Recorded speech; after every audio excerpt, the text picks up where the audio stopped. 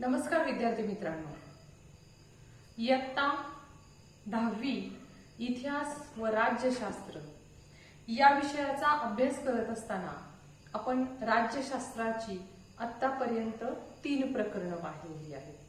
3 प्रकरणं पाहिलेली आहेत म्हणजे 2 पूर्ण पाहून झालेली आहेत आपली आणि तिसरं प्रकरण आपलं राजकीय पक्ष हे चालू आहे. आपण थोडीशी उजळणी करूया.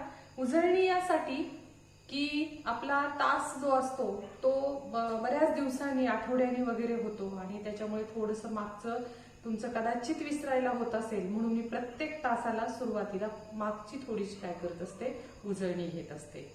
आता हे राज्यशास्त्राचं तिसरं प्रकरण पाहिल्यानंतर कदाचित आपण इतिहासाकडे वळणार आहोत, म्हणून आपण थोडासा आढावा थोडक्यात 3ही प्रकरणांचा घेऊया. पहिलं प्रकरण होतं आपलं संविधानाची वाटचाल.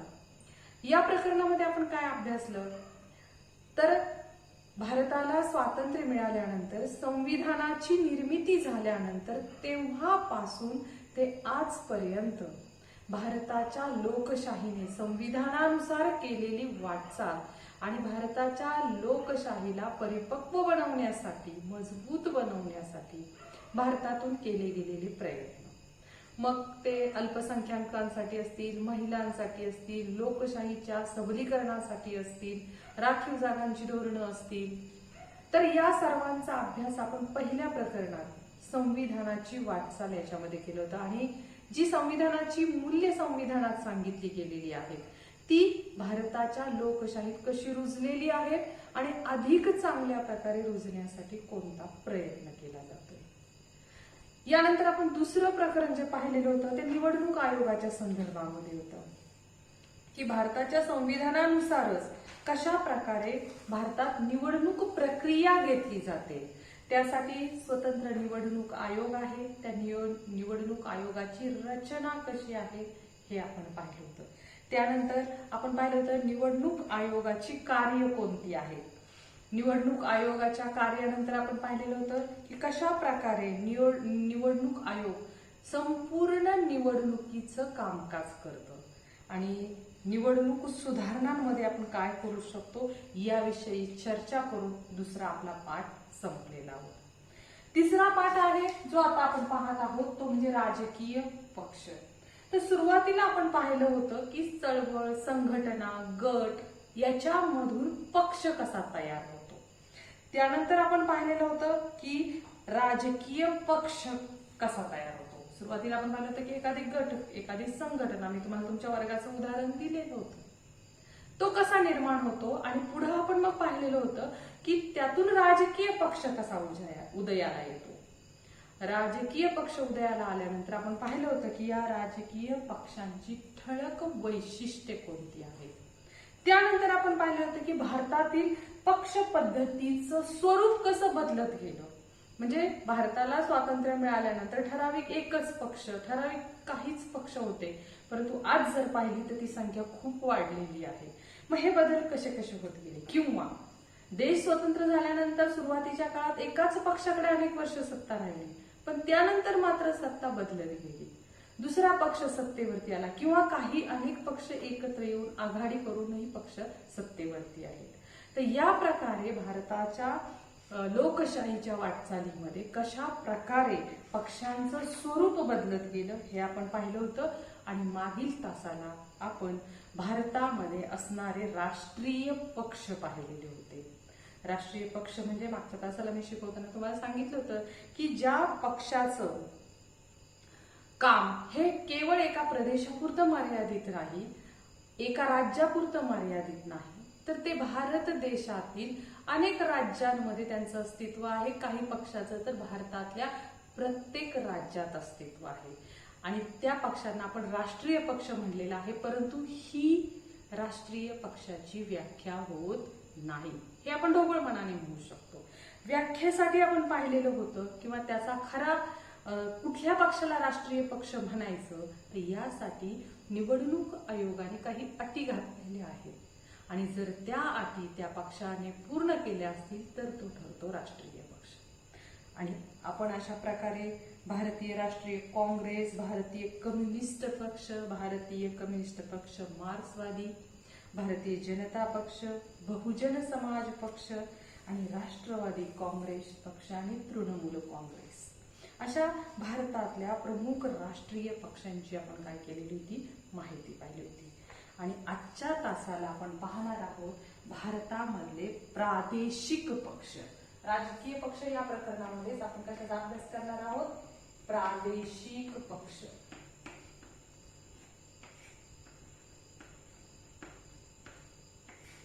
आता पान नंबर 86 जर तुम्ही पुस्तक पाहत असाल तर पान नंबर 86 वरती सुरुवातीला तुम्हाला या ठिकाणी काही बातम्यांची कात्रणं तुमच्या ह्याच्यामध्ये दाखवलेली आहे. आणि त्याच्यामध्ये काही बातम्या दाखवलेल्या आहेत की तमिळनाडूत सत्ता बदल, कोणते खाते मिळणार, गृह की समाज कल्याण, किंवा शिरोमणी अकाली दलाला स्पष्ट बहुमत, पीडीपी व भाजपची युती, हरियाणात जनहित काँग्रेसने आपले लक्ष गाठले.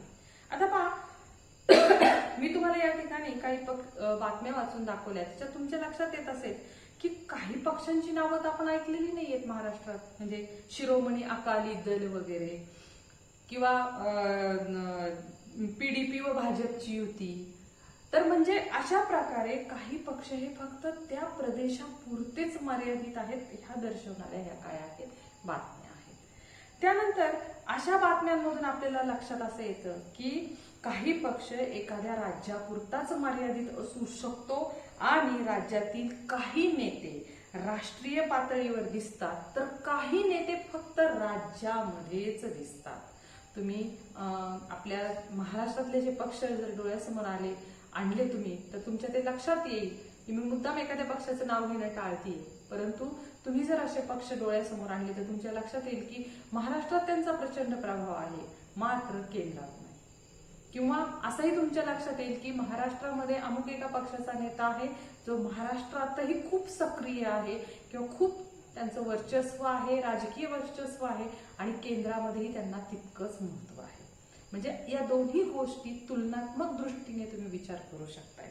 म्हणजे थोडक्यात आपल्याला प्रादेशिक पक्षांचा अभ्यास सुरू करताना हे पाहावं लागेल की काही पक्ष हे केवळ फक्त राज्यापुरतेच मर्यादित असतात. म्हणजे प्रादेशिक पक्ष हे केवळ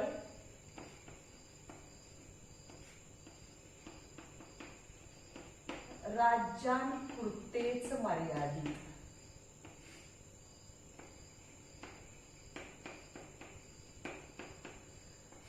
काही पक्ष हे केवळ राज्यांपुरतेच मर्यादित असतात, मात्र काही राज्यातील काही नेते हे राष्ट्रीय पातळीवर सुद्धा आपल्याला प्रभावीपणे काम करताना दिसतात.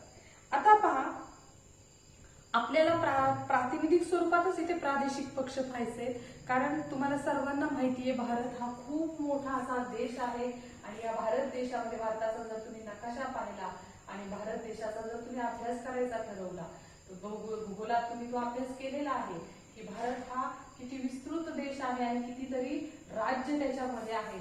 अशा या भारत देशामध्ये अनेक, गुजरात आहे, तामिळनाडू आहे, केरळ आहे, मध्य प्रदेश आहे, उत्तर प्रदेश आहे, महाराष्ट्र आहे, मध्य प्रदेश आहे, राजस्थान आहे, आसाम आहे, मेघालय. म्हणजे या सर्वांचा जर आपण अभ्यास करत बसलो तर ते इतकं आपल्याला शक्य होणार नाही.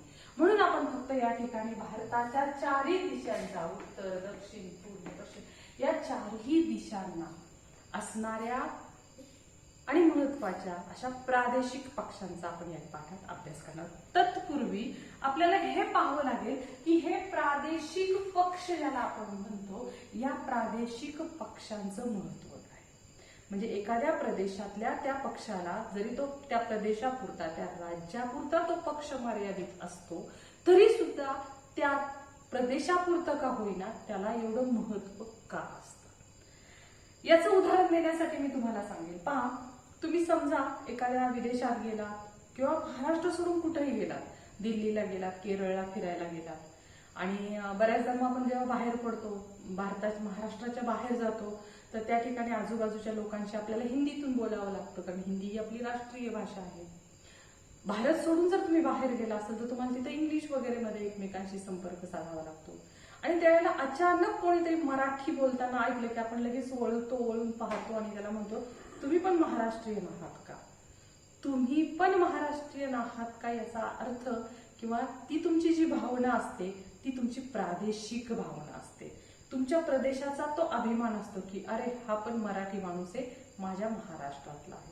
आणि मग तो एक जवळीक निर्माण होऊन तुम्ही त्याच्याशी जो संवाद साधता तो केवळ आणि केवळ एका प्रदेशातले तुम्ही दोघं आहात म्हणून असतो. तर आता पहा, कुठलाही प्रदेश घ्या, कुठलंही भारतातलं राज्य घ्या, महाराष्ट्र घ्या, केरळ घ्या, उत्तर प्रदेश घ्या, मध्य प्रदेश घ्या, जम्मू काश्मीर घ्या, दिल्ली घ्या, या प्रत्येक राज्याचा जर आपण किंवा प्रादेशिक प्रदेशाचा जर आपण विचार केला, प्रत्येक राज्याची भाषा वेगळी आहे, प्रत्येक राज्याची राहणीमान वेगळं आहे, इवन भौगोलिक परिस्थिती सुद्धा प्रत्येकाची वेगळी आहे, भोजन संस्कृती प्रत्येकाची वेगळी आहे, सण उत्सव ही संस्कृती प्रत्येकाची वेगळी आहे, प्रत्येक प्रदेशाच्या प्रत्येक राज्याच्या परंपरा वेगळ्या आहेत, बोलीभाषा वेगळ्या आहेत, पेहराव वेगळे आहेत. या सर्वांनाच एकत्रित आपण काय म्हणतो असतो, भाषिक, पारंपरिक आणि सांस्कृतिक. ही सगळी कुठल्याही राज्यात गेलं तर आपल्याला तिथं विविधता आढळते आणि ही विविधता जी असते ती त्या प्रदेशाची असते. आता प्रदेश आणि त्याची एक स्वतंत्र भाषा असं जसं चित्र असतं तसंच म्हणजे महाराष्ट्राचे लोक मराठी बोलतात, गुजरातमधले गुजराती बोलतात, त्याचप्रमाणे तिथला एक वेगळा भौगोलिक प्रदेश असतो. मग कुठं सह्याद्रीच्या डोंगर रांगांचा प्रदेश असेल, कुठं समुद्र किनारे, रत्नागिरी वगैरेकडे गेलात तर नुसते समुद्र किनारे आहेत, म्हणजे भौगोलिक विविधता सुद्धा त्या ठिकाणी आढळून येते. आणि त्याचबरोबर काही ठिकाणी आपल्याला प्रत्येक ठिकाणी आपल्याला सांस्कृतिक विविधता सुद्धा पाहायला मिळते. म्हणजे भाषिक विविधता आहे, सांस्कृतिक विविधता आहे, भौगोलिक विविधता आहे, सण उत्सव परंपरा याच्यामध्ये विविधता आहे. आणि या सगळ्यात विविधता असूनही शेवटी आपल्याला गाठायची ती एक. आता आपली भाषा आणि आपला प्रदेश याच्याविषयी आपल्या प्रत्येकाच्या मनात काय असते, एक आत्मीयता असते. मगाशी मी तुम्हाला जे उदाहरण दिलं की तुम्ही कुठेही एखादा मराठी माणूस बोलताना तुम्ही ऐकलं, ज्यावेळेला तुम्ही महाराष्ट्राच्या बाहेर जातात तेव्हाच हे उदाहरण आहे. महाराष्ट्रात तुम्ही असाल तर तुम्हाला त्या मराठीचं एकमेकांशी बोलताना काही कौतुक वाटणार नाही किंवा तुमच्या भुवया तेव्हा उंचावल्या जाणार नाही. पण जर तुम्ही महाराष्ट्राच्या बाहेर आहात किंवा भारताच्या बाहेर आहात आणि तिथे कोणीतरी मराठी बोलताना दिसलात की लगेच तुम्हाला वाटणार हा माझ्या प्रदेशातला आहे, ती प्रादेशिक भावना आहे. तर अशा प्रकारे ही प्रादेशिकता का निर्माण होते, तर ही भाषा आणि आपला प्रदेश यांच्याविषयी आत्मीयतेची भावना निर्माण होऊन काही काळानंतर तिच्याबाबत आपल्या मनात अस्मिता निर्माण होऊ लागली की त्यातून निर्माण होते ती प्रादेशिकता. आता लोक आपल्या प्रदेशाच्या हिताचा व विकासाचा प्राधान्याने विचार करू लागतात आणि आपली भाषा, आपलं साहित्य, आपली परंपरा, आपली संस्कृती, आपल्या सामाजिक सुधारणा, शैक्षणिक सांस्कृतिक चळवळी या सर्वांबद्दल प्रत्येकाला काय वाटू लागतो, अभिमान वाटू लागतो. आता हे सांस्कृतिक चळवळी, सामाजिक सुधारणा याच्याबद्दलचा अभिमान वाटतो म्हणजे कसं, तर बघा, तुम्ही कुठेही जा आणि तुम्हाला जर कोणी विचारलं की म्हणजे महाराष्ट्रातही अगदी कुठेही गेलात तुम्ही आणि तुम्हाला जर कोणी विचारलं की तुम्ही कुठून आलात, तर आपण म्हणतो जुन्नर तालुक्यातून आलो, नारायणगावच्या आहोत आम्ही. जुन्नर तालुका, लगेच समोरचा व्यक्ती म्हणतो म्हणजे ते शिवनेरी किल्ला, शिवाजी महाराजांचा जन्म जिथे झाला तिथे जवळ आहे ते का तुमचं गाव? म्हणजे तो शिवाजी महाराजांच्या जन्मस्थळाच्या शेजारच्या गावात आपण राहतो, हा आपला आपोआपच काय होतो, अभिमान जागृत होतो. किंवा काही लोक सांस्कृतिक वारसा, कसं काही लोक म्हणतात की जुन्नर तर अरे अष्टविनायकाचे 2 गणपती आहेत तिथे, तर तो एक आपला सांस्कृतिक परंपरेचा वारसा आपल्यामध्ये असतो, त्याचा अभिमान आपोआपच आपल्यामधून निर्माण होतो. म्हणजे थोडक्यात विविधता जरी असली तरी त्या प्रत्येक विविधतेमध्ये प्रत्येक प्रदेशाला, ज्या त्या प्रदेशाला आपल्या त्या विविधतेचा काय असतो, अभिमान असतो आणि त्याच्यातूनच स्वतःची अस्मिता जागृत होते आणि त्याच्यातूनच निर्माण होती ती प्रादेशिकता. मग ही कशा कशा बाबत असते ते मी तुम्हाला आता सांगितलं. आणि मग त्याच्यातून सगळ्यात महत्वाचा मुद्दा निर्माण होतो की माझा प्रदेश माझी संस्कृती, माझी परंपरा, माझी भाषा, माझं साहित्य, ह्या सगळ्यांचा जो आपला अभिमान असतो त्याच्यातून आपोआप आपल्याला असं वाटू लागतं की या सगळ्या गोष्टींवर अधिकारही माझाच असला पाहिजे. आणि म्हणून पुढचा मुद्दा त्यांनी इथे सांगितलेला, आपल्या प्रदेशाचा विकास व्हावा आणि आपल्याला प्रत्येकाला वाटतं की सगळ्यात जास्त विकास माझ्या प्रदेशाचा व्हावा म्हणजेच माझा होईल. त्याचबरोबर आपल्याला असंही वाटत असतं की तिथं जी काही साधन सामग्री आहे ती साधन सामग्री व रोजगाराच्या संधीवर पहिला हक्क किंवा पूर्ण हक्क हा माझाच असावा. आणि या भावनेतून प्रादेशिक अस्मिता काय होते, आकारास येते. म्हणजे तुम्ही हे अनेक वेळा ऐकलं असेल की मुंबई मराठी माणसाची आहे, म्हणजे मुंबईमध्ये रोजगाराची संधी मराठी माणसालाच मिळाली पाहिजे प्राधान्याने. मग अशा प्रकारचे लढे सातत्याने काय असतात, चालू असतात. म्हणजे थोडक्यात आपण पाहूया, आज आपण काय पाहिले सुरुवातीला, प्रादेशिक पक्ष म्हणजे केवळ राज्यापुरतेच मर्यादित असतात, एखाद्या प्रदेशापुरते सुद्धा म्हणू शकता तुम्ही. तर त्याला आपण काय म्हणतो, प्रादेशिक पक्ष असं म्हणतो. आणि हे प्रादेशिक पक्ष पाहत असताना आपण असं पाहिलेलं आहे की या भारत देशामध्ये अनेक राज्य आहेत आणि या प्रत्येक राज्यामध्ये अनेक बाबतीमध्ये काय आहे, विविधता आहे. प्रत्येक राज्याची भाषा वेगळी आहे, प्रत्येक राज्याची परंपरा वेगळी आहे, संस्कृती वेगळी आहे, प्रत्येक राज्यामध्ये असणारी भाषेबरोबर साहित्य, सामाजिक सुधारणा, या सर्वांमध्ये त्या ठिकाणी काय आहे, विविधता आहे. पण ही विविधता त्या प्रदेशाचा अभिमान आहे. ही जी काही विविधता आहे ती त्या प्रदेशाचा अभिमान आहे. आणि त्यामुळे आपली भाषा आणि आपला प्रदेश याच्याबद्दल प्रत्येक माणसाच्या मनात आत्मीयता निर्माण होते, त्याच्यातून त्याची अस्मिता जागृत होते आणि त्यातूनच निर्माण होते ती प्रादेशिकता. आता पहा, ह्या प्रादेशिकतेतून आपण पाहिलं होतं की आपली भाषा, आपलं साहित्य, आपली परंपरा, आपली सांस्कृतिक चळवळ या सगळ्याचा आपल्याला अभिमान वाटू लागतो आणि कळत नकळत आपल्या मनात हे येऊन जातं की या प्रदेशाचा सगळ्यात आधी विकास झाला पाहिजे किंवा या प्रदेशाचा विकास झाला पाहिजे. दुसरा मुद्दा, त्या प्रदेशामध्ये असणारी साधन सामुग्री आणि रोजगाराच्या संधी याच्यावरती आपलाच हक्क असला पाहिजे. ही भावना म्हणजे प्रादेशिक अस्मितेची भावना. आता पहा, अशा प्रकारे भाषिक, प्रादेशिक, सांस्कृतिक व त्याच्याशी संलग्न अस्मिता संघटित झाल्या की त्यातूनच प्रादेशिकतेची भावना बळावते व त्यातूनच जे निर्माण राजकीय पक्ष अस्तित्वात येतात ते किंवा राजकीय दबाव गट निर्माण होतात किंवा ज्या चळवळी निर्माण होतात ते सगळ्या कशाशी निगडीत असतात, प्रादेशिक पक्षांशी. म्हणजे एखाद्या प्रदेशाविषयी हा माझा पक्ष आहे, याचा विकास झाला पाहिजे, याच्यासाठी मी लढलं पाहिजे आणि मग लढताना मी राजकीय सत्ता प्राप्त करून घेऊन लढलं पाहिजे. ही भावना कुणाजवळ असते तर प्रादेशिक पक्षांना. म्हणजे ते व्यापक भारताचा विचार करणार नाहीत, तर ते फक्त त्यांच्या राज्याचा काय करणार, विचार करणार. आता पहा, आपण प्रादेशिक पक्ष कशाला म्हणायचं ती थोडक्यात व्याख्या त्याची लिहून घेऊया. पहा, विशिष्ट प्रदेशाच्या वेगळेपणाचा अभिमान बाळगणारे, विशिष्ट प्रदेशाच्या वेगळेपणाचा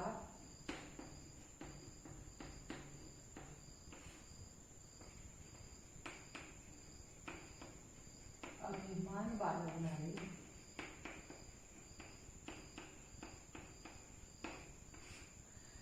विशिष्ट प्रदेशाच्या वेगळेपणाचा अभिमान बाळगणारे आणि त्याचा विकास व्हावा म्हणून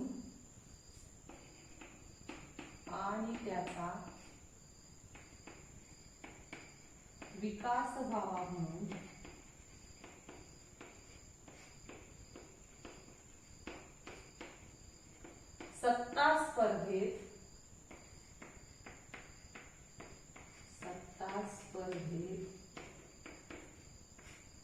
आणि त्याचा विकास व्हावा म्हणून सत्ता स्पर्धेत उतरणाऱ्या राजकीय गटांना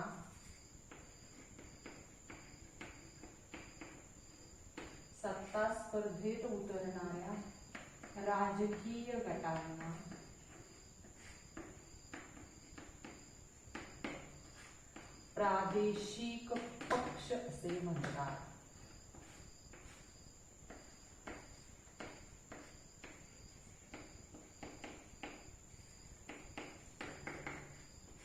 हा व्याख्या तुम्हाला नीट कळलेली असेल. व्याख्या म्हणता येणार नाही त्याला, की अर्थ काय प्रादेशिक पक्षाचा? विशिष्ट प्रदेशाच्या वेगळेपणाचा अभिमान बाळगणारे आणि त्याचा विकास व्हावा म्हणून सत्ता स्पर्धेत उतरणाऱ्या राजकीय गटांना प्रादेशिक पक्ष असे म्हणतात. आपण राजकीय गट कसे तयार होतात हे कालच मागच्या तासाला पाहिलेलं होतं.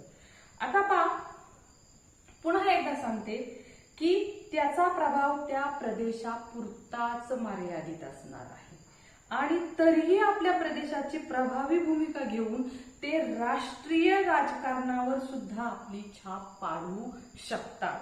प्रादेशिक पक्ष प्रादेशिक समस्यांना प्राधान्य देतात आणि त्याचा विकास करण्यासाठी त्यांना केवळ अधिकाराऐवजी स्वायत्तता म्हणजे स्वातंत्र्य आवश्यक असं वाटत असतं. संघ शासनाला सहकार्य करत ते काय करतात, स्वतःचं स्वायत्ततेचं क्षेत्र अबाधित ठेवण्याचा प्रयत्न हे प्रादेशिक पक्ष करत असतात. आता पहा, त्यांना नेहमी असं वाटत असतं की संघात केंद्रात कुठलीही सत्ता असो, परंतु जर एखादा प्रादेशिक पक्ष राष्ट्रीय पातळीवरचा पक्ष नसेल तर राष्ट्राचा कारभार चालवणारा तो जो कुठलाही पक्ष सत्तेवर येऊ, परंतु माझ्या महाराष्ट्रात किंवा माझ्या त्या राज्यात माझा इथलाच प्रादेशिक पक्ष सत्तेवरती असला पाहिजे आणि त्याच्यासाठी असा आग्रही नेहमी प्रादेशिक पक्ष असतो. आपल्याला ते अनेक वेळा अनेक राज्यांमध्ये पाहायला मिळतं. आता आपण पाहणार आहोत भारतामधल्या प्रादेशिक पक्षांचं बदलतं स्वरूप. जसं आपण मागच्या तासाला काय पाहिलं होतं, भारतामधल्या राष्ट्रीय पक्षांचं स्वरूप कसं बदलत गेलं. आता आपण काय पाहणार आहोत, भारतामधल्या प्रादेशिक पक्षांचं स्वरूप कसं बदलत गेलं.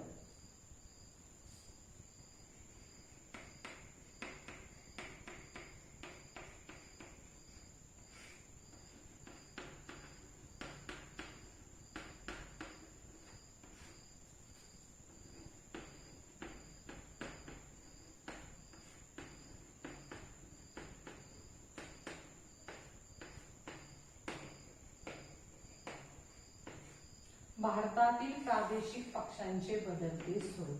आता जर आपण मागे जाऊन पाहिलं थोडंसं, भारत देशाला स्वातंत्र्य मिळालं. स्वातंत्र्य मिळत असतानाचा इतिहास तुम्ही आठवा.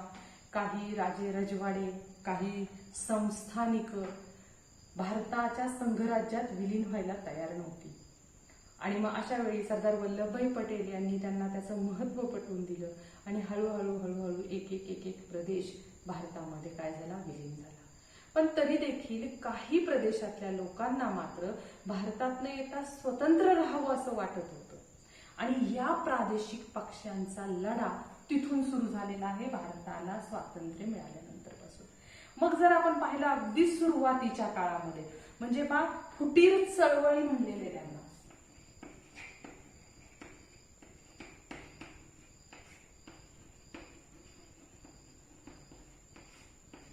या फुटीर चळवळी आपल्याला कुठे पाहायला मिळतात तर पहा, तुम्ही सर्वांनी जम्मू काश्मीरचा इतिहास अभ्यासलेला आहे. खलिस्तान, द्रविडस्थान हे जे आहेत हे निर्माण करण्यासाठी अशा प्रकारे लढे त्या काळामध्ये दिले गेले आणि त्याच्यामधून किंवा जम्मू काश्मीर असेल, पंजाब, हे जे मी खलिस्तान वगैरे सांगितले ते पंजाब, तामिळनाडू आणि जम्मू काश्मीर, तर या प्रदेशातले काही पक्ष होते की ज्या पक्षांना स्वतःचं स्वतंत्र अस्तित्व हवं होतं, भारत देशात त्यांना नको होतं. मात्र संघराज्यामध्ये सर्व संस्थानं, राजरजवाडे विलिनीकरण होऊन गेल्यामुळे त्या प्रदेशातल्या लोकांनी बंडखोरी करून फुटीर चळवळी निर्माण केल्या आणि ह्या चळवळी संघराज्याशी, भारत सरकारशी काय करू लागल्या, लढू लागल्या. म्हणजे सर्वात प्रथम प्रादेशिक पक्ष निर्माण कसे झाले होते ते पाहतं, फुटीर चळवळी करण्यासाठी निर्माण झाले होते. त्या प्रदेशाला स्वतःचं स्वतंत्र अस्तित्व हवं होतं, भारतात नको होतं. म्हणजे थोडक्यात मी तुम्हाला मगाशी सांगितलं, पंजाब, जम्मू काश्मीर, तमिळनाडू,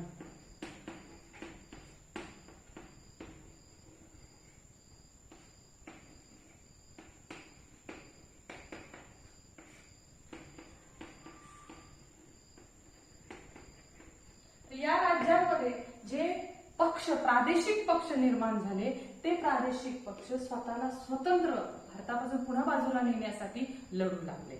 म्हणजे त्यांना भारतात आलेलो आहोत हेच मान्य नसल्यामुळे पुन्हा वेगळेपण निर्माण करण्यासाठी आपल्या प्रदेशाचं, फक्त स्वतःच्या प्रदेशाचं ते लढू लागले. अशा फुटीर चळवळी सुरुवातीला निर्माण झाल्या. त्या प्रदेशापुरते त्यांनाही आपण काय म्हणतो होतं, प्रादेशिक पक्ष. म्हणजे प्रादेशिक पक्षाचा इतिहास 1947 नंतर लगेच सुरू झालेला आपल्याला पाहायला. म्हणजे पहिलं स्वरूप होतं त्यांचं फुटीर चळवळी. पण हळूहळू या पक्षांच्या काय झाल्या, भूमिका बदलत गेल्या. कशा त्या पहा, स्वतंत्र राज्याच्या मागणीऐवजी बऱ्याच वर्षानंतर त्यांच्या असं लक्षात येऊ लागलं की जे लोक हे फुटीर चळवळी करणारे लोक आहेत, ते लोकांना, सामान्य लोकांना भडकवत आहेत. आणि सामान्य लोकांच्या असं लक्षात येऊ लागलं की संघराज्यात राहणं, भारत सरकारमध्ये राहणं आपल्या प्रदेशाच्या हिताचं आहे. आणि मग हळूहळू या फुटीर चळवळी नष्ट होऊ लागल्या. आणि ज्या प्रादेशिक चळवळी होत्या, त्या प्रादेशिक चळवळींनी वेगळेपण मागण्याऐवजी त्यांनी काय मागितलं, स्वायत्तता मिळावी म्हणून त्यांनी मागणी करायला सुरुवात केली. म्हणजे स्वतंत्र राज्याऐवजी ते काय मागू लागले,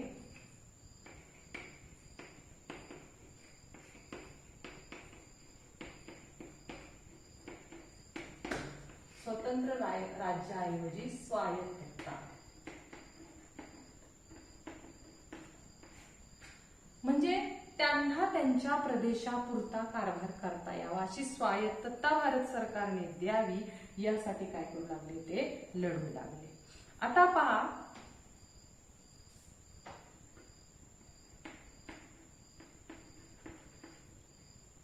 इथं आपण पाहिलं फुटीर चळवळी. त्याच्यानंतर आपण पाहिलं त्यांना फुटीर म्हणजे बाजूला जायचं होतं, फूट पडून भारतातून फुटून निघायचं होतं, पण तसं होऊ शकलं नाही. मग पुढचा टप्पा याच प्रादेशिक पक्षांचा काय होता, स्वायत्तता. म्हणजे आमच्या प्रदेशापुरता कारभार आम्ही करू, ही त्यांची ती काय होती, दुसरी पुढची भूमिका होती. आपण काय पाहतोय ते पुन्हा एकदा सांगते, भारतातील प्रादेशिक पक्षांचं बदलतं स्वरूप. सुरुवातीचे पक्ष निर्माण झाले ते फुटीर चळवळी करण्यासाठी. हळूहळू सामान्य लोकांना भारतात राहणंच पसंत पडू लागलं, फक्त स्वायत्ततेची मागणी होऊ लागली की आमच्या प्रदेशाचा कारभार आम्ही करू. त्यानंतर पहा, हा प्रादेशिक पक्षांच्या विकासाचा दुसरा टप्पा होता आणि याची सुरुवात साधारण 1990 नंतर झालेली आहे. त्यानंतर तिसऱ्या टप्प्यामध्ये काय पाहिलेले पहा, पहिला फुटीरवादाचा टप्पा, दुसरा स्वायत्ततेचा, आणि तिसऱ्या टप्प्यात आपल्याला असं लक्षात येईल की आपल्या प्रदेशाच्या विकासासाठी आपल्या प्रदेशातील रहिवाशांना राज्यात आणि केंद्रात सत्ता मिळावी, अशी भूमिका प्रादेशिक पक्ष घेऊ लागले. म्हणजे बघा, आधी भारतातून फुटून निघायचा विचार होता, परंतु हळूहळू महत्व पटू लागल्यानंतर भारतातच राहून स्वायत्ततेची मागणी करू लागले. आणि त्याच्या पुढच्या टप्प्यामध्ये केंद्रात, राज्यात आणि केंद्रात सत्ता स्थानाची मागणी. राज्यात आणि केंद्रामध्ये आपल्या प्रदेशाच्या विकासासाठी राज्यात आणि केंद्रात काय मागू लागले, ते सत्ता मागू लागले. मग आपण शिवसेनेचा अभ्यास केला असेल, इथं त्यांनी उदाहरणच दिलेले, तेलुगू देसम, शिवसेना हे प्रादेशिक पक्ष आहे. शिवसेना ही फक्त महाराष्ट्रामध्ये आहे. तर ह्या पक्षांना नंतर मग केंद्रात आपल्याला सत्ता मिळावी, राज्यात सत्ता मिळावी, कशासाठी, तर आपल्या प्रदेशाच्या विकासासाठी. आणि मग हा त्याचा तिसरा टप्पा होता, तो म्हणजे सत्ता प्राप्त करण्यासाठी. आणि हा शेवटचा चौथा टप्पा आहे या प्रादेशिक पक्षांचा, तो म्हणजे ईशान्य भारतातील काही पक्षांच्या विकासाचा एक वेगळा कल दिसतो. या प्रदेशातील राजकीय पक्षांनी फुटीरतेच्या मागण्या सोडून दिल्या व स्वायत्ततेची मागणी करण्यास सुरुवात केली. ईशान्य भागातील सर्व प्रादेशिक पक्ष टप्प्याटप्प्याने हळूहळू पुन्हा मुख्य प्रवाहात आता येत आहे. कारण हा प्रश्न सगळा जो होता तो पंजाब, जम्मू काश्मीर, तमिळनाडू आणि ईशान्येकडचे प्रदेश या प्रदेशाचा प्रामुख्याने भारतातल्या हा प्रश्न होता. तर अशा प्रकारे भारताच्या मुख्य प्रवाहात शेवटचा टप्पा लिहूया.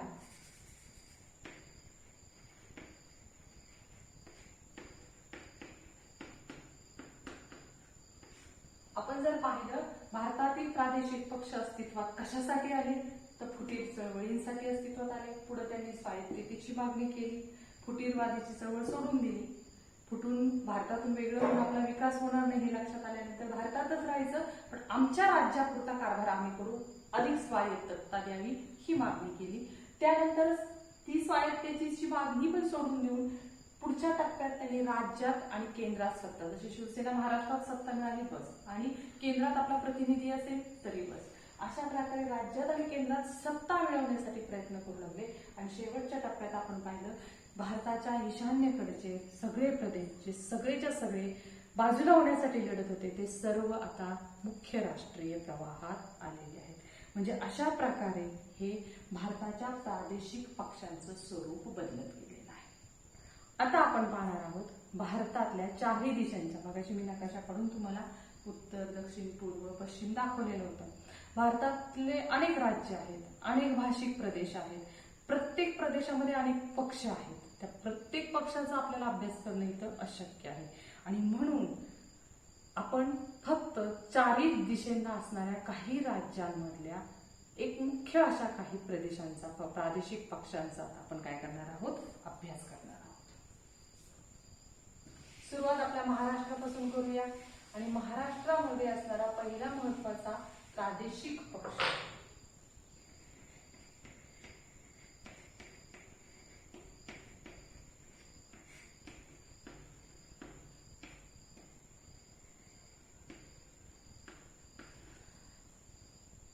महाराष्ट्र कुठला पक्ष आहे, शिवसेना.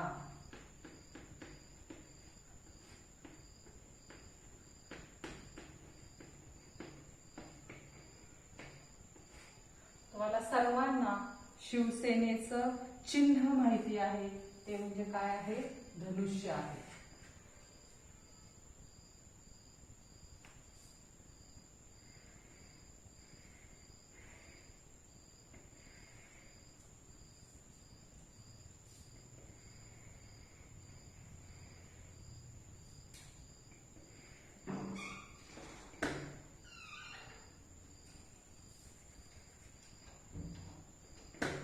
अशा प्रकारे शिवधनुष्य हे शिवसेनेचं काय आहे, चिन्ह आहे. आणि महाराष्ट्रातला हा सगळ्यात प्रमुख प्रादेशिक पक्ष मानला जातो. 1966 मध्ये याची काय झालेली आहे, स्थापना केलेली आहे.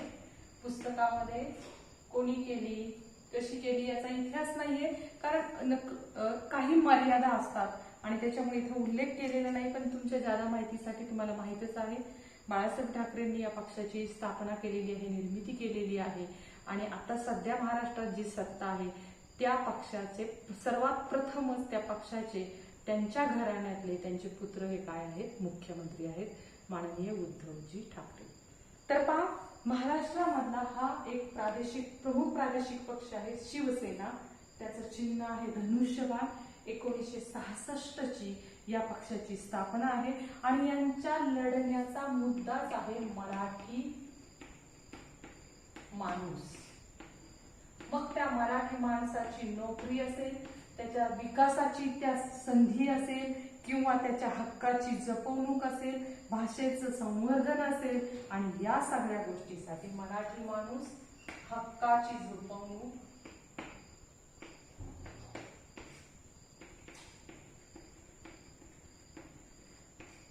विकास हे त्यांचे मुद्दे आहेत. आणि म्हणून त्यांचा परप्रांतीयांना काय आहे, विरोध आहे.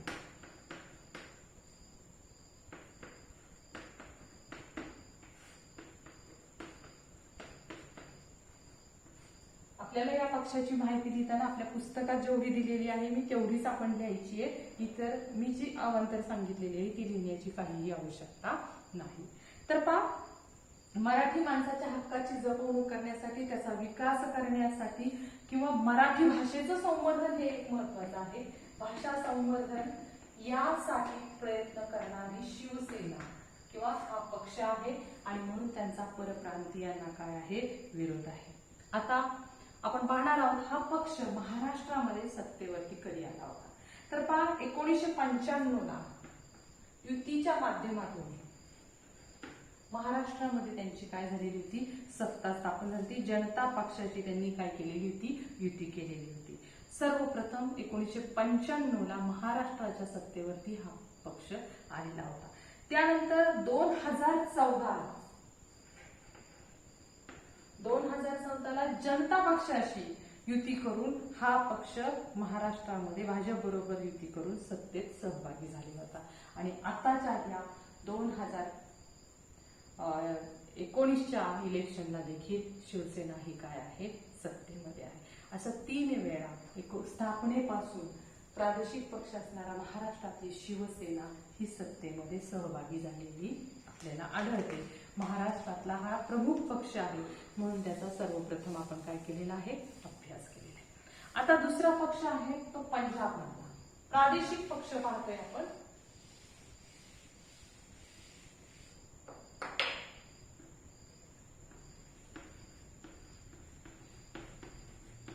आणि या पक्षाचं नाव आहे पंजाबमधल्या शिरोमणी अकाली दल.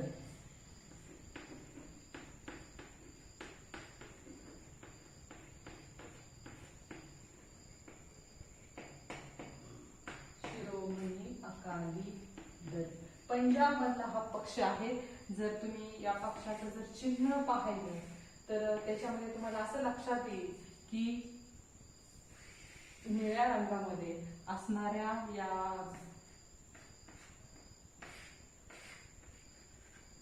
बॅकग्राऊंड वरती त्यांनी त्यांच्या पंजाबी भाषेमध्ये इथं त्यांचं काहीतरी जे बोधचिन्ह असेल ते लिहिलेलं आहे. आणि उगवत्या सूर्याच्या किरणाप्रमाणे या ठिकाणी हे दाखवून त्याच्यामध्ये त्यांनी एक तराजू दाखवलेला आहे.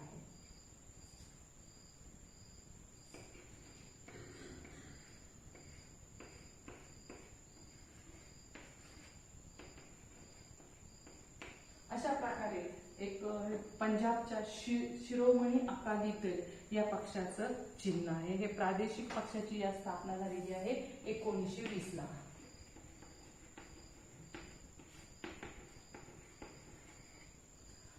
पहा पंजाबमध्ये 1920 ला स्थापन झालेला हा शिरोमणी अकाली दल असा हा पक्ष आहे.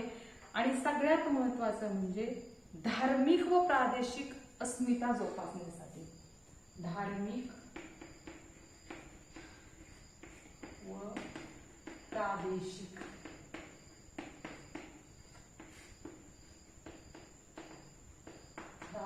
प्रादेशिक अस्मिता जोपासण्यासाठी या पक्षाची काय करण्यात आलेली आहे, स्थापना करण्यात आलेली आहे. कारण तो प्रादेशिक पक्ष आहे.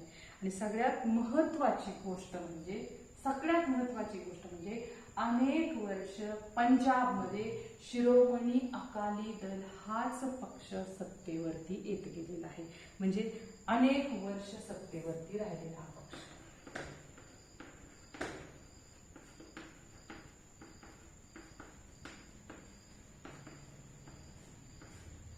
आपण दुसरा प्रादेशिक पक्ष पाहिलेला आहे पंजाबमधला शिरोमणी अकाली दल. स्थापना 1920 म्हणजे स्वातंत्र्यपूर्व काळातली आहे. महत्वाचा मुद्दा म्हणजे धार्मिक व प्रादेशिक अस्मितेची जोपासना.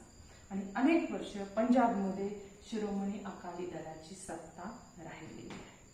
तिसरा महत्वाचा पक्ष ज्याची खूप भारतामध्ये चर्चा होते किंवा जो भारताच्या दृष्टीने अनेक ऐतिहासिक घडामोडी घडलेला आहे या राज्यामध्ये, पंजाब जम्मू आणि काश्मीर मधील नॅशनल कॉन्फरन्स पक्ष.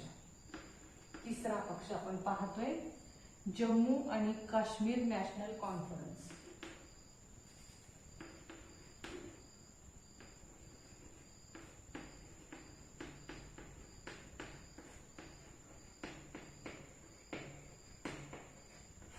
जम्मू आणि काश्मीर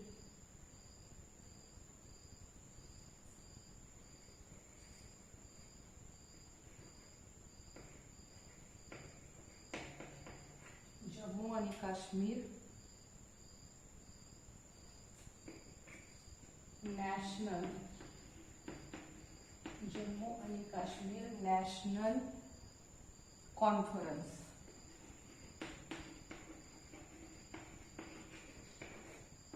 अर्थात जम्मू आणि काश्मीर या प्रदेशामधला हा प्रादेशिक पक्ष आहे आणि याचं जे चिन्ह आहे ते साधारणपणे लाल बॅकग्राऊंड वरती एक के आकार दिसावा या टाइप मधलं काय आहे ते चिन्ह आहे.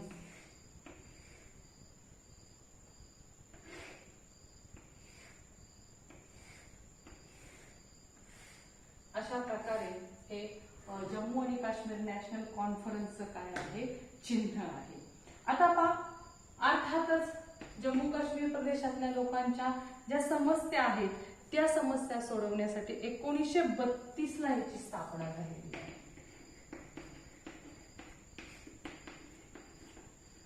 या पक्षाची स्थापना 1932 ला झालेली आहे आणि काश्मीरचे प्रश्न खूप मोठा आहे. तो प्रश्न तुम्हा सर्व मुलांना माहिती आहे.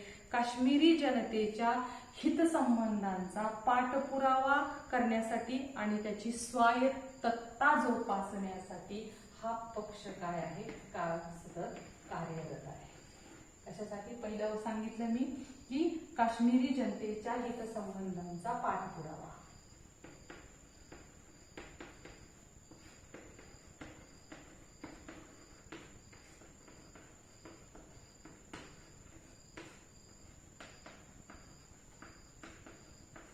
आणि दुसरं म्हणजे त्यांची स्वायत्तता जपण्यासाठी. या दोन गोष्टीसाठी जम्मू आणि काश्मीर नॅशनल कॉन्फरन्स पक्ष हा पक्ष काय करत आहे कार्यरत आहे. आता त्याच्यामध्ये मागील काही वर्षात जो बदल झालेला आहे मागच्या आणि या वर्षात तो बदल मात्र तुमच्या पुस्तकात आलेला नाहीये. तर आपल्याला जम्मू काश्मीर आणि नॅशनल, कारण तुम्हाला परीक्षेमध्ये पक्ष दिला जातो आणि त्याची माहिती लिहायला विचारली जाते आणि त्याच्यामुळे तुम्हाला या इथे पुस्तकात जेवढी माहिती आहे तेवढी तुम्ही लिहिली तरी पुरेसी आहे की 1932 ला काश्मीरमधील एक प्रमुख पक्ष असणारा हा याची स्थापना 1932 ला झालेली आहे आणि काश्मीरी जनतेच्या हितसंबंधांचा पाठपुरावा सातत्याने हा पक्ष करत आलेला आहे आणि तिथल्या जनतेची स्वायत्तता जोपासण्याचा साठी हा सतत प्रयत्नशील आहे. चौथा पक्ष आपण पाहणार आहोत आसाम गण परिषद. आसाम राज्य.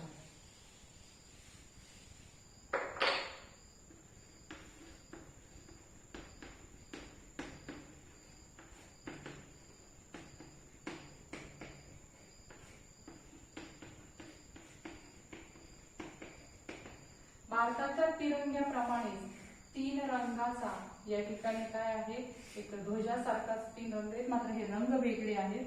लाल, पांढरा आणि निळा असे हे रंग आहेत आणि या 3 रंगांमध्ये या मधला जो पांढरा रंग आहे त्या पांढऱ्या रंगावरती एक हत्तीचं चिन्ह काढलेलं आहे.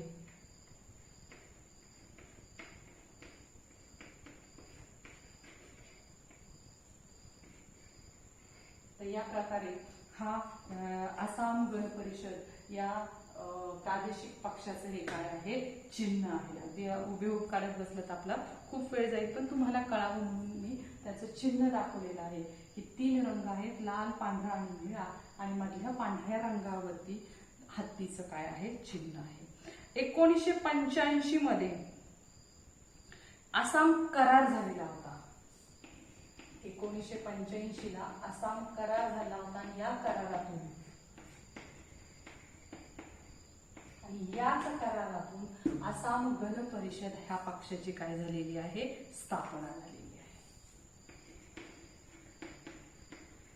आसाम करारामधून 1985 ला आसाम गण परिषद या पक्षाची स्थापना झालेली आहे.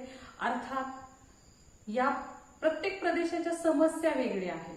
या प्रदेशाची समस्या म्हणजे निर्वासितांचे प्रश्न सोडवणे किंवा आसामचं सांस्कृतिक, भाषिक व सामाजिक जे वेगळेपण आहे, खूपसं वेगळेपण आहे आसाममध्ये, ते वेगळेपण जपणं आणि थोडासा विकासापासून दूर असल्यामुळं आर्थिक विकासासाठी प्रयत्न करण्यासाठी या प्रदेशाची काय झालेली आहे आसाममध्ये स्थापना झालेली आहे. हाही पक्ष गेली अनेक वर्ष सत्तेवरती आहे. असा हा चौथा पक्ष पाहिला आपण, आसाम गण परिषद. आणि पाचवा शेवटचा पक्ष आहे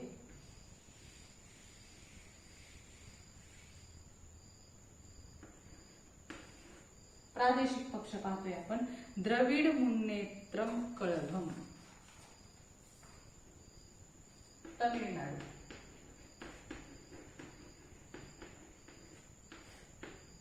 पक्षाचं नाव आहे द्रविड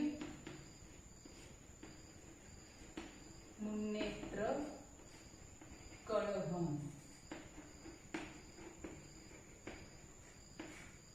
आता हा जो पक्ष आहे, या पक्षाचं जे चिन्ह आहे ते म्हणजे दोन डोंगर दाखवलेले आहेत आणि त्या दोन डोंगरामधून उगवता सूर्य दाखवलेला आहे आणि त्या सूर्याची चौकोनी पसरलेली किरण. अशा प्रकारचं या पक्षाचं काय आहे, चिन्ह आहे. आता पहा 1920 मध्ये जस्टिस पार्टी, सर्वात सुरुवातीचा काळ 1920 मध्ये जस्टिस पार्टी या ब्राह्मणेतर चळवळीचं जे रूपांतर होतं ते द्रविड मुन्नेत्रम कळघम या पक्षात झालं.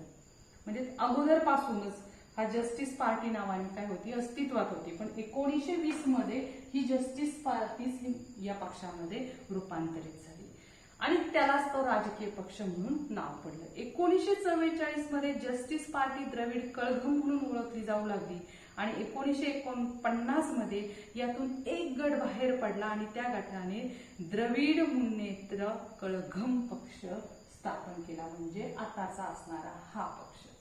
आता पहा, त्यातून बाहेर पडलेल्या एका गटाने ऑल इंडिया अण्णा द्रविड मुन्नेत्रम कळघम या पक्षाची स्थापना पुढे 1972 मध्ये केली.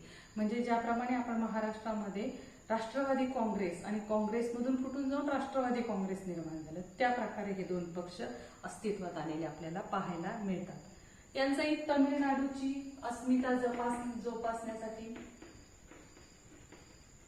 तमिळनाडू या प्रदेशाची प्रादेशिक अस्मिता जोपासणं, त्या लोकांच्या हक्कासाठी लढणं, त्या तिथल्या लोकांच्या विकासासाठी लढणं, यासाठी हा पक्ष सातत्याने तिथे कार्यरत आहे आणि केंद्राच्या आघाडीतही काही काळ हा पक्ष सहभागी होता. तर सर्व स्तरावरील मतदारांचा पक्षाला पाठिंबा असतो आणि सत्तेत दीर्घ काळ राहिल्यामुळे भारतात चर्चिल्या गेलेल्या चांगल्या चांगल्या योजना या पक्षाने तमिळनाडूमध्ये राबवलेल्या आपल्याला पाहायला मिळतात. तर अशा प्रकारे आपण भारतातले 5 प्रादेशिक पक्षांचा अभ्यास या तासाला केलेला आहे. आणि जाता जाता शेवटी आपण पाहणार आहोत की महाराष्ट्रामध्ये इतरही काही प्रादेशिक पक्ष आहेत की ज्याचा प्रभाव फक्त महाराष्ट्रापुरता मर्यादित आहे. आणि तुलनात्मक दृष्टीने त्यांनी 2009 आणि 2014 या दोन्ही निवडणुकांमध्ये या प्रत्येक महाराष्ट्रातल्या प्रादेशिक पक्षाला मिळालेली जागा दिलेली आहेत इलेक्शन मधल्या. 2009ला पान नंबर 89 बघा तुम्ही, 2009ला शिवसेनेला 44 जागा होत्या, 2014ला त्या 63 झालेल्या आहेत. महाराष्ट्र नवनिर्माण सेनेला 2009ला 13 होत्या, पण 2014ला फक्त 1 जागा मिळालेली आहे आणि ती जागा 2014ची आपल्या जुन्नर तालुक्याची होती. त्यानंतर शेतकरी कामगार पक्ष महाराष्ट्रापुरता मर्यादित असणार आहे, 2009ला 4, 2014ला 3. त्यानंतर भारिप बहुजन महासंघ दोन्ही वेळेला 1-1 जागा मिळालेली. भारतीय रिपब्लिकन पक्ष एकही जागा दोन्ही वेळेला मिळालेली नाही. समाजवादी पक्ष 9ला 4 आणि 2014ला 1. बहुजन विकास आघाडी 2009ला 2 तर 14ला 3. राष्ट्रीय समाज पक्षाला 1-1 मिळालेली आहे. ऑल इंडिया मजलिस ई इत्तेहादुल्ला मुस्लिमीन या संघटनेला 9ला काहीच नव्हतं, पण 2014ला 2 जागा मिळालेल्या आहेत. जनसुराज्य शक्तीला 2009ला 2 नंतर नाही. लोकसंग्रामला 2009ला 1, 2014ला 1 नाही आणि स्वाभिमानी पक्षालाही 2009ला 1, 2014ला 1 नाही. मात्र एवढे पक्ष महाराष्ट्रात आहेत जे फक्त प्रादेशिक पक्ष आहेत महाराष्ट्रापुरतेच, आणि त्यातले प्रभावी कुठले आहेत हे आता तुम्हाला पाहिल्यानंतर लक्षात येतच असेल. तर अशा प्रकारे या प्रकरणामध्ये आपण राजकीय पक्ष कसे तयार होतात, राष्ट्रीय पक्ष कोणते आहेत, प्रादेशिक पक्ष कोणते आहेत आणि प्रातिनिधिक स्वरूपामध्ये त्याचा आपण काय केलेला आहे, अभ्यास केलेला आहे. मला खात्री आहे तुम्हाला हे प्रकरण समजलं असेल आणि याचा ग्रहपाठ लिहायचा. या तिन्ही राज्यशास्त्राच्या प्रकरणांचा धड्याखाली दिलेले सर्व प्रश्न सोडून ग्रहपाठ लिहायचा आहे. म्हणजे आता तुमचे राज्यशास्त्राचे 3 ग्रहपाठ लिहिलेले असायला हवे. तुम्हाला काही शंका असेल तर तुम्ही मला विचारू शकताय आणि ग्रहपाठ लिहून तुम्ही व्हॉट्सॲप करणार आहात. थँक्यू.